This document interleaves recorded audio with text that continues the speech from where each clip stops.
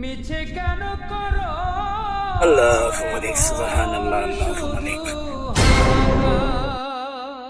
Hello ভাই, দেখা যাচ্ছে হেরাটা একবারে খালা, আবার সিগারেট খাইতেছ ধুমছে। আমার সামনে তোর কোনোদিন সিগারেট খাস না। ভাই বিষয়টা কিটা?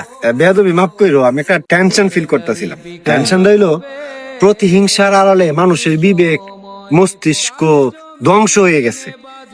আগে মনে করো মানুষ একজনের সাথে আরেকজনের একটা সুসম্পর্ক আছে, আর এখন কেলা কারে খালি মনে করো প্রতিহিংসায় মারতে পারবো কাটতে পারবো এই চিন্তা। এইটাই ভাবদা ছিলাম ভাই, কিছু মনে হইলো না।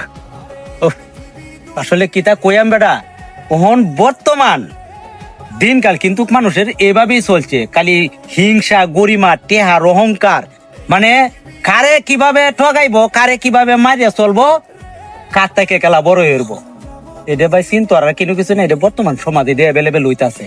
তো যাই হোক, তুই এটা থেকে একটু সতর্কতা আইস, ঠিক আছে? দোয়া কইরো। আচ্ছা গেলাম। আসসালামু আলাইকুম। ওয়ালাইকুম সালাম।